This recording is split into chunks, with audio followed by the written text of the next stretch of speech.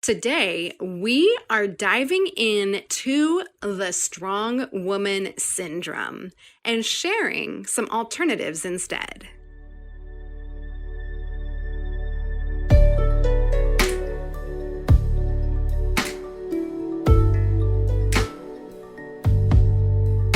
Welcome to the Fierce Authenticity Podcast. I'm your hostess, Sharani M. Batak, and I teach you how to have amazing relationships by doing one simple thing: dismantling supremacy culture's internalized oppression and conditioning. Be sure that you've hit subscribe to the podcast and come on over and join me in my private newsletter community, where I have a collection of specially curated tools to get you started. Simply visit www.sharanimbatak.com/connect to get started.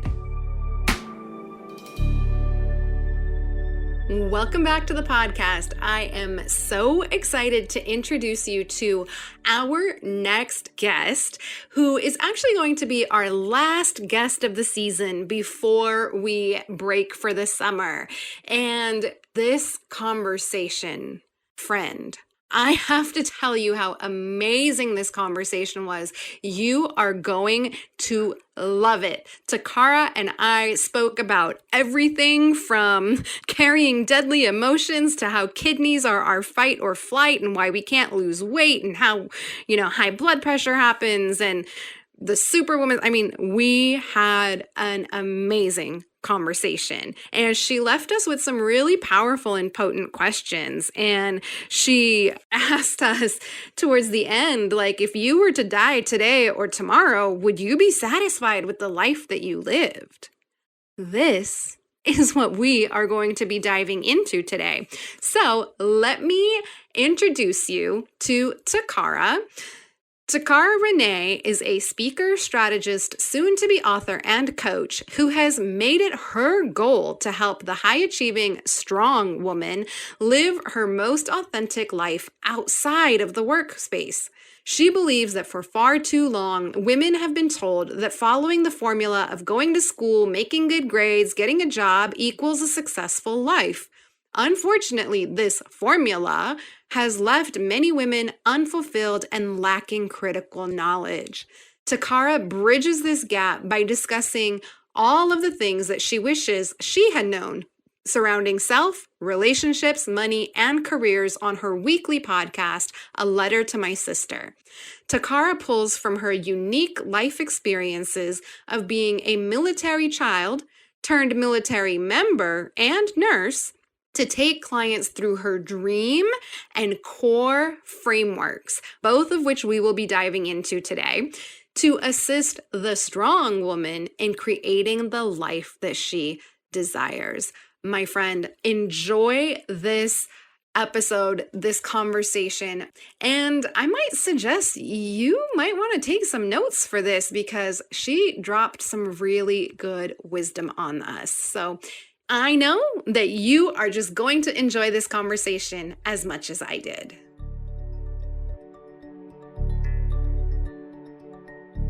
Taccarra, thank you so much for joining us on the Fierce Authenticity Podcast. I am so excited for you to share with our listeners all of the wisdom you have about the high-achieving, strong woman, because we have talked about the fact that my listeners are that woman, I serve that woman, and I know you serve them, and you have this beautiful framework that you serve them with. And so let's just first start off by giving us a little bit of introduction about you. So introduce yourself to our listeners.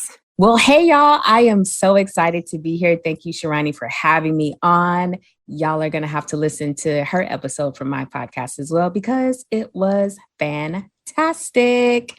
But I am Taccarra Renee, and I help the high-achieving woman live her most authentic life outside of the workplace. For far too long, we've been told that we need to go to school, get the good grades, and do all of that stuff, only to do that and still be unfulfilled and wonder what next, or say there's got to be more to life than this right here, because this ain't it. And that's why I just resonate so much with what we speak about, because I'm in that category. Grow up, get your education, stand on your own 2 feet, be independent. And then everything becomes about work and achievements and academics and just doing the thing. And quite honestly, there's still days where I struggle to have fun outside of work. I have to really think, what do I enjoy? I kind of enjoy cooking. I don't enjoy the dishes that come afterwards. So today, as I was cooking up some bomb-ass dinner, I was like, oh, you know what? I need to separate cooking and dishes so that I can really focus on what I enjoy, which is the cooking. So let's talk more about that, Taccarra, from what you've seen, the strong woman who's high achieving, who gets all the good grades, who does the thing, who's got all the achievements. Just say more. Tell us more. All right. So I did not mention that I'm a nurse. So this is kind of where all of this started, because what I noticed, and I worked on a cardiac floor. So what I noticed was most of my male patients, when they came up, it was because of legit reasons. Their diet was trash. Okay. They were due for an open heart surgery kind of thing. But when a woman was on the floor, it wasn't her diet. It was the fact that she was stressed about family things, stressed about life things, stressed so much to the point where she couldn't even stop answering the phone. Her phone was still ringing. She's in the hospital. I'm trying to give her a medication. I'm like, ma'am, if you don't put this phone down, we are about to have more problems than what you have already come in here for. And so as nurses, we're all about holistic health. So I don't care about giving you medication. I'm trying to figure out what's going on with you. So then when I speak to them, they're like, oh, my son, my husband, my kids, my job, my this, my that. And we, as strong women, we spread ourselves so thin that we don't even realize what's going on until we're sat down, i.e. in the hospital or something like that. And then we finally realize, oh my gosh, I should take better care of myself. Or how many of us, myself and my family included, how many of us have buried a grandmother, big mama, whoever, the matriarch of the family, and she died before her time. She died in her 50s or 60s when she still had plenty of life to live. But because she had spread herself out so thin, she wasn't even taking care of herself because she was too busy taking care of everyone else. So that is where all of this started for me. Yeah, and I can just see you in the hospital room. Like, I just love that, ma'am, if you don't put that phone down. Because isn't that the life for us? I recently was sharing about my group coaching program, The Sanctuary. And one of the things I was like, stop writing that last email. Just stop. Like, don't send out one last email. Because that's just what we do, right? We're going to send out that one last email. We're going to do just that one last thing. It drives my husband crazy because I'm like, okay, baby, I'll be right out. I'll be right out. Or I'll be like, yes, dinner's at this time. But even I fall into that trap, right? And let's back up a step though, because you brought up that you're a nurse and you noticed all of these stress-related conditions for women. And I haven't talked about this on the podcast yet because I haven't had a medical professional on the podcast yet. But thyroid issues and fibromyalgia and chronic pain, I mean, these are all issues that affect predominantly women. Mm-hmm. And they're all stress related. Yes, it is. It is. And there's also, I talk about this on probably every podcast that I'm on, but there's this fantastic book called Deadly Emotions. And they talk about the effect that all of these negative, well, actually any emotion has on your body. Depends on which way it is though. So if it's negative, it's going to have a negative effect. So one of the examples that I love that he brought on was a woman, basically her husband ran off with a younger woman. Oh, she was mad about it. And every time she went to the doctor's office and they asked how she was doing, she basically rehashed that whole thing. And she went from a healthy woman to every year she came back and was like, oh, I'm so mad. Oh, he could just. And the more she talked about it, she literally started to crunch herself up. Like she started to get the hunchback. She started to get the arthritis and she died in pain and miserable. And all because she had this anger sitting inside her. And so even as a nurse, for stress, stress affects the kidneys. Kidneys is fight or flight. So if you wonder why you can't lose weight, you're probably stressed because you've got the cortisol. That's the fat around your organs. You get too much of that.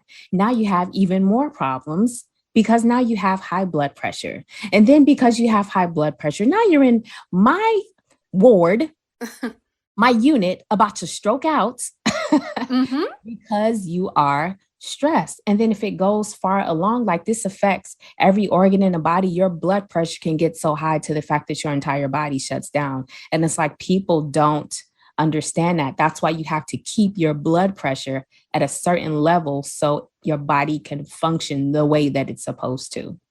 Yes, what a powerful story. I just want to pause into that story. And you know what? You should get commissions for talking about that book if you talk about it on every podcast. And we will link all the links here. So Deadly Emotions, that's the book. And she went from being a healthy woman to someone who died in pain, hunched over, crumpled up with arthritis, with all these things because she continued to hold on to the story and that anger. And this, as I was listening to, I was like, oh my goodness, this just takes me straight down the supremacy culture path because as women, we're not allowed to express our feelings and emotions. We just have to be happy and pleasing and joyful and do whatever anyone wants and do it with a smile on our face, right? Like that's just what stereotypically we're taught. So, and anger especially is not allowed for women and it stays inside. So it just takes me to how these systems of oppression have just created this pattern that continues to get passed down and passed down and passed down, and then lives in our bodies in this way. And I don't know if I've spoken about this on another podcast, but the ACEs study, the Adverse Childhood Experiences study, where people with, and it's so funny, you're talking about the high blood pressure. I'm like, girl, don't forget the diabetes and the high cholesterol too, because that's the trifecta that like every, at least Indo-Fijian person, but a lot of Indian people I know have. And I've done a lot of work in Spanish-speaking communities. And I know that most Latin Americans, South Americans, they also have this fantastic trifecta, right? And it's not necessarily related to diet. It is so related to all of the systemic pressures that have been with us and continue to be with us for millennia. Well, centuries, because when we think about Euro colonization, but anyways. Yeah, it's definitely interesting when you say that because, of course, I've been getting deeper and deeper into the strong woman, where we got the ideas from, how this came up. And there's actually so much research on this. We call it strong woman, but they started off calling it the Superwoman Syndrome. The woman that feels like she has to have it all together, have everything done, and feels like a complete failure if she didn't come out looking like a supermodel after she's cooked dinner, worked, cleaned up the house, vacuumed, did all of these things. And we're like, ma'am, have a seat. But the study started in 1984 was the earliest one that I saw. And I was like, 1984, that's a long time. So then, of course, I said, okay, what happened in the 80s? What are we doing? What happened? What movement? What was it? And so guess what happened in the 80s? Blockbuster explosion. So now we're going to the movies, we're watching TV, we're doing all of these extra things. So where are we getting our ideas from? This entertainment, we're getting it from the movies. So now that we're watching these movies and we're like, oh yes, this is how I should be as a wife. And it plays. So if that was in 1984, when I was married, I didn't get married till 2012. But I still picked up this same thing that I had to be all things, do all the things. I'm working a full-time job. I'm working 12-hour shifts. I'm coming home and I'm like, babe, you want something to eat? You want me to cook you some dinner? You want this? You want that? And I'm exhausted. And on top of that, I'm not even asking for help because I want to be the perfect wife. And I want to do all the things so that I can be all the things to my wonderful husband who also has the ability to cook. And then I wonder why I'm stressed out and tired. Yeah, well, and that's one of the things. So in my book, Fierce Authenticity, I speak about this in terms of, sure, if we ask for help, because there's times that we might try, and I'm going to put try in quotation marks, but we might try to ask for help, but then we don't allow ourselves to receive it. Correct. And so it's funny because you're over here telling me, and that story cracks me up when you talk about the fact that you're over here doing all the things like 12 hours on the cardiac floor and then coming home and trying to make the dinner when your man knew how to cook, right? But you thought that you had to do it. And I don't know about you, but did you have this thing where, or is this a part of the Superwoman Syndrome that you know of, that if you asked for help, you wouldn't receive it? You would not let yourself receive it. It would be like, either I won't ask, or I've asked, but they didn't do it in my timeline, or they're not going to do it the way I want it done. And so forget it, I'll just do it myself. Right. We ask for the help and then we self-sabotage, or we ask for it indirectly because, again, what is it? Men are from Mars, women are from Venus. And so we feel like we've said, oh my God, I'm so tired. And we're expecting him to pick up the hint and say, oh, she needs help with the dishes. But we didn't say that. So we're treating this as if we're talking to one of our girlfriends because we know that she would pick up on him like, oh, you poor thing. Why are you tired? Let's have a conversation about this. And the man is like, oh, okay. Right. Thanks for the information. Right. But doesn't know what step to take. Right. And it just makes me think about something we talked about in another conversation for your podcast, the mind reading. Right? Like, we think they're supposed to read our minds and they're supposed to know what it is. And we just set ourselves up for failure and unrealistic expectations. Yeah, absolutely. And when we ask for help, we have to allow the people to help us in whatever way it is that they see fit. So if I tell you that I need the trash taken out, I can't be mad if he doesn't take the trash out in 5 minutes. If he takes the trash out before I go to bed, or if he takes it out when I wake up, he still took out the trash. If I wanted to be more specific, then that's what I should have said. Hey, can you take out the trash now? Well, and then hopefully you don't have a husband like mine that's like, oh, when you say now, you want me to get up and jump up and do it right away? Because we've got 2 strong, independent people running my household. Right.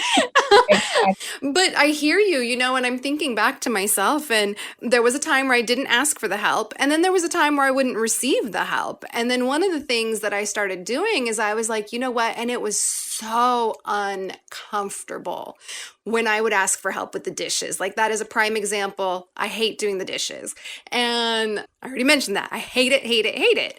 And so I would ask him, oh, could you please do the dishes? It was a process for me to start. Can you please help me by doing the dishes, right? Like, I've had a long day at work and I cooked this. Can you help me, right? And then I had to sit on my hands and bite my tongue while I let him show up for me in that way.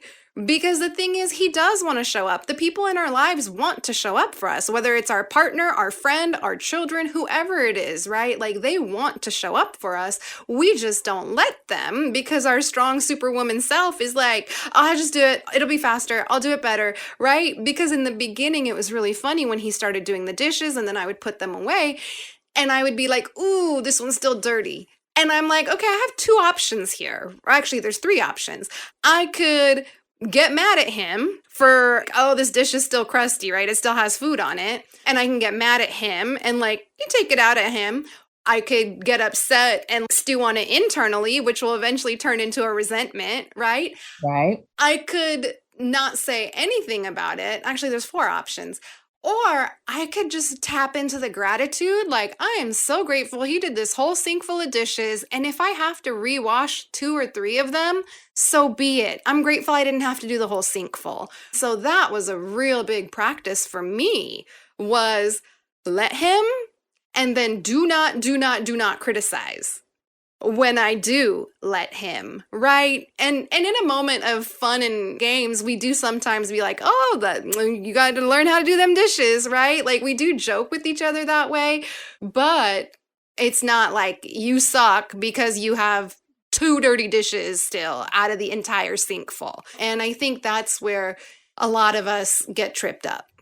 Yeah, absolutely. I think we get tripped up there.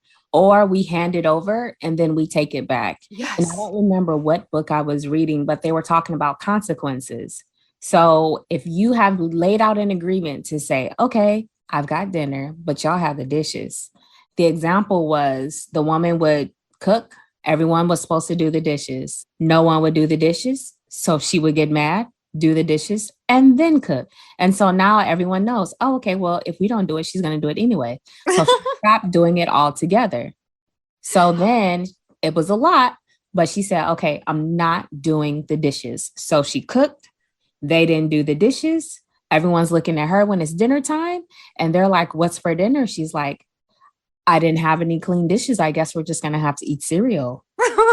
And so once you eat cereal for a few days, they're like, no, we want something hot. Wash these dishes. I'm laughing. I'm like, oh my God, you're describing almost every client I've ever worked with.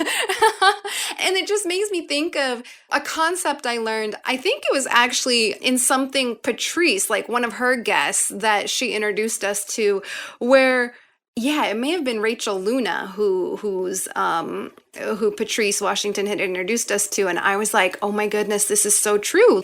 We teach people how to treat us." Mm-hmm. And so I love that example because it's like, yeah, if you're going to just go in and do it anyway, they're going to know that you're going to do it anyway. Same thing with the laundry, same thing with anything else, right? And like they know you're going to do it. So I love that she was just like, nope, there was no dishes to cook with. I guess it's cereal. Eventually, it'll just be peanut butter and jelly sandwiches because you can put that on a napkin, right? Because the cereal bowls are going to run out too. Right. We just got plates. That's all we got. Paper plates. What do y'all want? Y'all want tuna? Right. And now, Taccarra, this really is making me think of your signature framework for the strong woman. This beautiful framework that you refer to as DREAM. Now, tell our listeners about this beautiful framework that you have, because I mean, what we're talking about, like, almost hits every part of DREAM. True enough. True enough. So I actually came up with this for me. And as I was thinking back on it, because when I got a divorce, I was like, okay, there's got to be more. Actually, that's kind of what funneled my divorce. But I was like, there's got to be more to life than this. Things are not going the way that I want them to. They're not going the way that they should be going. I'm not being treated the way that I should be treated. How do I start? In comes DREAM. So the D means drop the cape. So we have to be more vulnerable. So like the way that we were talking about, we need to ask for help, tell people we need help, tell people we're struggling. We're so used to telling people, I'm fine, and we're not. We're lying. I have an acronym for FINE, if I can just jump in. I don't know if I've shared this one on the podcast yet. FINE, fucked up, insecure, neurotic, and emotional. That is an acronym that I have picked up for FINE. Yeah, and that's basically what it is. But when we tell people we're fine and that we're okay, we're not allowing people the space to show up for us. Then we wonder why we're so lonely and exhausted, but it's because we've told everyone that we're fine. Mm-hmm. So then the R is re-envision a life that you want, because yes, we have been told that we need to go to school, do all these things. Yes, we're killing it in our career, but is it the career that you actually want? Or is it the career that somebody told you that you needed to have because that's what you needed to make the most money? That's a good one. That's a really good one. What is the cost of this? Because we have this job, but we're not excited to go to this job. We're being stressed out. Our mental health, we need several mental health days. We can barely make it without taking a day off. We're dreading going to work. What is the cost of you working this job or this dream that somebody else laid on you that you just picked up and ran with? So what's the life that you want? And I just want to pause there again, because at the time of this recording, this is very much a process that I have actively been in for the last several weeks, if not months. Speaker, consultant, coach identity. And the thing that kept me holding on for so long is like, I paid $100,000 for this stupid NYU degree. And that's just the grad school degree. Like, that doesn't even include the undergrad degree, right? It's like, I paid $100,000 for this piece of paper that I don't even have displayed anywhere. It's in a frame at least now. But anyways, like, I just thought that that meant that I had to stay being a therapist. Like, that was the safe thing, the thing that everyone like thinks you're supposed to do. When I knew in my heart of hearts for the longest time, I am so done with one-to-one work. I mean, at this point, I've been in my profession for 18 years. And I'm just like, well, no wonder. I've been ready for a switch, but it was that this is what you're supposed to do. Mm-hmm. Whereas my dream and my desire was for years, I've had the call on my soul, the call on my heart, like to transition and do this group coaching program. And it can be quite the process as we let go of those identities and those dreams that others have placed on us, or even those societal expectations. Well, you have your degree to be a therapist. Why aren't you a therapist? Yeah, absolutely. Because we have to start being honest with ourselves. And if we feel like we made a mistake, I mean, why would we sit in it? Just change direction. There's so many people who've gone to medical school. It was like, what? That's not for me. But you can still use that knowledge in whatever other arena it is that you're going into. I mean, even for me, I've been in the military for almost 17 years. So 3 years until I retire, that's still a transition for me. Now, some people would say, oh, you're still young. Continue to stay in, continue to serve your country, continue to do this. But is that the life that I want to live? What is it that I've actually been called to do? Can I do it here, or do I have to move to do it elsewhere? Yeah, so that's a question that we really have to ask ourselves when we envision this. Like, we have to allow ourselves to dream and not be so logical about it. We're so logical that we'll talk ourselves out of our own dream before we can get it out on paper. Oh, I hear that. Yes, we can. Yes, we can. All right. So the E of dream. Yes, E is establish boundaries. We must. And especially if for those that are like me, if you are single or have no kids for whatever reason, people assume that you have more time and you should always be available to answer the phone. You don't.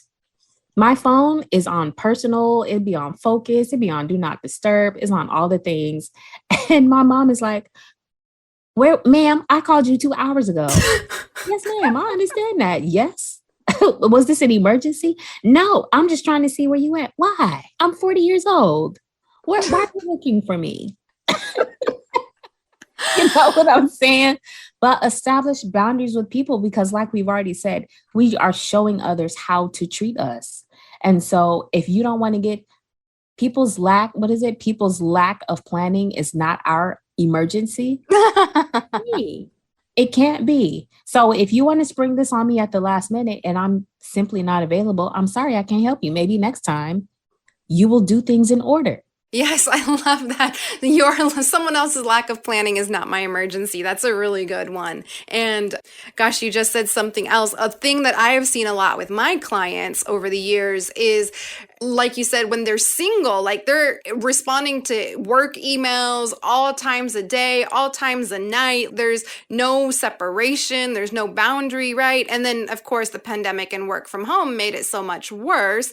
But then some of these women transition into motherhood. And now they're like, well, I have a choice to make. Am I going to show up as like a mother when I'm home, or am I still going to be scrambling, like trying to do emails and stuff? So it's so important that we have those boundaries. And one of the things that I say often is boundaries are for us. They're for us and for us to enforce, because other people, like the example with your mom, they're always going to try to be like, yo, where you at? Why didn't you answer the phone?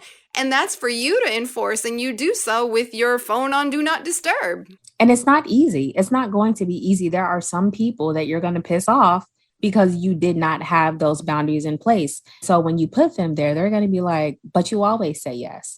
Well, not today. Yeah, there's this other phrase, when you stop people pleasing, people won't be pleased. Yeah, exactly. Yeah, because we're so used to letting people run all over it. And not that we're consciously letting them run all over us, but we're doing it because we think we're the superwoman. I'm the strong woman. I can do it all and then some. Yeah, we're trying to be nice, or we're trying to be the good older sibling, the good child, the good responsible one. Everyone already feels like we have it all together. So now we have to feel like we have to put on this face in order to keep a show going, keep our mask on to say that things are good. So then that kind of takes me into the A, which is allow others to fail. Like we have this savior complex that's like, oh my God, you know you're going in the wrong direction. Let me save you. Let me save you. You've told them 15,000 times, don't do that. Don't do that. And they insist. But every time you come and you save them, oh my God, I'm short $300. Can you help me? Yeah, sure. Oh my God, I'm short again, $300. Can you help me? I know you got it. Oh yeah, sure. Oh my God. You know, if you don't help me, I'm going to be kicked out. Okay, well, you about to be kicked out. because you're going to have to learn how to budget your money today. And you're not going to get it from me. Or in my case, they started asking somebody else and they stopped asking me. So everyone knows, don't ask me for money. Let me give it to you, but don't ask me. Because if you ask me, I'm going to say no, and I'm going to say it with the quickness. Or we're going to have to figure out why you don't have no money. We're going to have to go through a whole budget plan. What money came in, what money came out, what you should have did with the money. Do you need another job? What happened? You are cracking me up right now. I bet people don't ask you for money anymore. No, they don't. Because if you're going to sit them down and do all of that, and this reminds me of respecting other people's dignity, because they're going to need to learn. And it also makes me think of both examples that we've used already, where whoever was in that family that wasn't washing the dishes, when they failed at doing the dishes, they didn't get dinner the next day because there was no clean dishes, right? Or like when my husband would have those few dirty dishes, and it just is what it is. Now he doesn't have as many dirty dishes. Now he's gotten better at it. So we just have to let them. And I love what you talked about, like this savior complex, especially that us strong women have. Yeah, exactly. Because we're tossed to and fro. We're here, we're there, we're everywhere. And it's like, okay, if I continue to save you, who is going to save me? So if I keep letting you have all this money and I'm trying to save, I'm trying to create a future, I'm trying to do this, and you keep telling me that you want to borrow this money, in which you've borrowed money from me 3 times and I have yet to receive it back. Okay, well, when am I going back to those boundaries? When am I going to say enough is enough and I've got to start taking care of me? Which takes me to the M, me time. Make time or me time. That's something that we have to do. And especially for all the strong women out there, if you have a daughter, if you have children, they have got to learn early that it is okay to take time, that it's okay for you to get up early if you need to exercise, that it's okay for you to say, I need a minute. No, I don't want to play right now. Give me 15 minutes and I will come back to you, so that children can begin to understand that it's okay to say no. And it's okay to say, I'm tired. It's okay to say, give me a moment, so that they can learn this as well, because we picked this up early. Being a strong woman is not something that I picked up in my 20s. This is something that I picked up observing my mother from the start of time all the way through.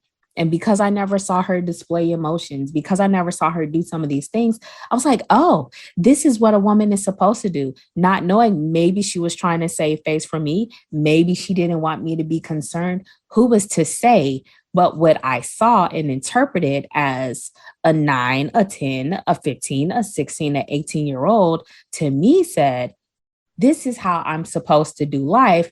And then you get older, or you get into these marriages, which mirror everything that you thought that you had together that you didn't. And you're like, oh no, this is not how this works. And being a strong woman in a marriage absolutely does not work. So there is the dream. Yeah. And it makes me think of one of the big things so my degree is actually in social work. I have a master's in social work, and we're just taught from a systems perspective. And to me, exactly what you said. And not only do we teach our daughters young, but we teach our sons young. We teach them all very, very young by exactly what we do, right? And so not only are we teaching your daughter, is it or is it not okay to say yes or no, or to have a boundary and enforce it? But also, what are we teaching our boys? What are we teaching the other tiny humans in our lives? Are we teaching them that oh, well, the women are going to do everything anyway, so I can just kick back and watch TV, right? Is that what we're teaching them? Or are we teaching them, oh, it is my responsibility to be an equal member of this home and to put in my equal part in this partnership, or, in a family, if it's your kids, like just the whole thing is a system and it works together. So I just love that you are taking it all the way back to childhood and what we've seen growing up, and or what we don't ever want to do, right? Because it can go into the two extremes of either we are watching, and then we're being the strong one who's not showing the emotions, who's going above and beyond for everyone and everything, or we become the total opposite. And then we're a hot mess because now we're, I don't even want to go there. Like, that'll be a whole other tangent. But all of our stories, all of the ways to be in the world, and this is why my work, relationship work is so important, right? And this is why your work is so important. And Taccarra, one more time, drop the dream on us. Like, go ahead and just put the DREAM out there one more time for our listeners. Yep. So you drop the cape, re-envision the life that you want, establish boundaries, allow others to fail, and make time or me time. Yeah, gosh, I love make time for me time. That is so good. I had a train of thought, but it's gone. So you tell me what else is on your mind and heart for our conversation today. Let me go back for a minute because I love the point that you brought up about children and how we are essentially training them. And I listened to, it was a message from Andy Stanley, but he was talking about raising your children. And he was like, unfortunately, we look at children as like, oh, they're just so little. They're just this. He was like, children are adults in training. And you continue to train them as they grow. And he was like, as toddlers, you're teaching them how to handle their emotions. He was like, you know it because you have seen adults throw tantrums.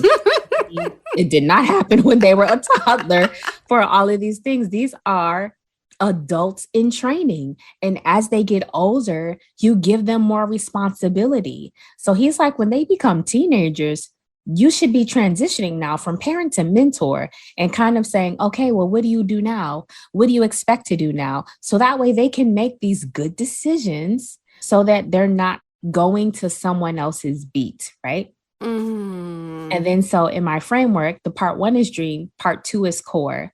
So I say, okay, now that you've worked on yourself, it's always important to work on your core. So of course I'm a nurse, I had to throw something in there. So of course, core is center, or if you think of exercise, and if you don't have a strong core, you don't have anything. And so with your core, that is your community, your organization, your romantic relationships, and your experiences. Because too often when we as strong women are so focused on work, we don't have the relationships that we want. We don't have the friendships that we want. We don't have the networks that we want. We're not organized because we don't have any boundaries. We don't let people run all over us. You know what I'm saying? We're so busy at work. Don't nobody see us. So guess what? We're not in a romantic relationship. And then for E, sometimes we are just so busy being responsible that we delay gratification. We delay going on trips. We delay going on all of these places. And it's like, no, live life today, still be responsible, but have those experiences because you never know when your last day is going to be.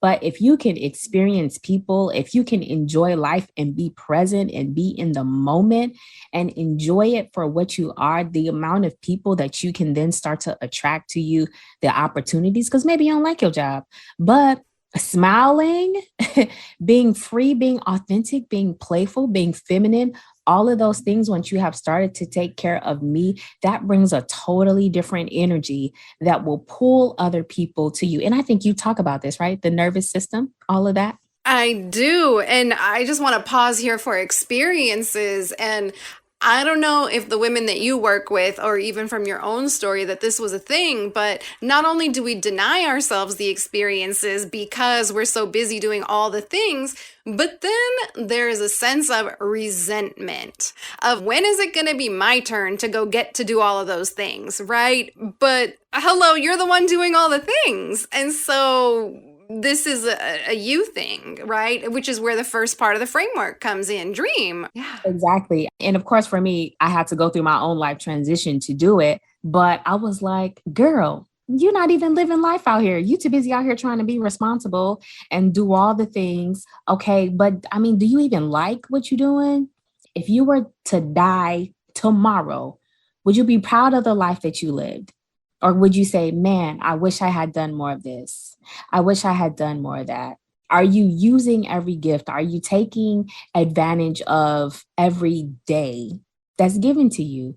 And if you're not, then now you know, okay, there are some things that I need to change, and let me move my life around in such a way that it is actually conducive to me, that I actually enjoy and look forward to waking up in the morning. Don't nobody want to be grumpy every day. Now your kids mad in the morning because you mad, and then now ain't nobody a morning person. Why? Because somebody had an attitude every morning. That's why they're not a morning person.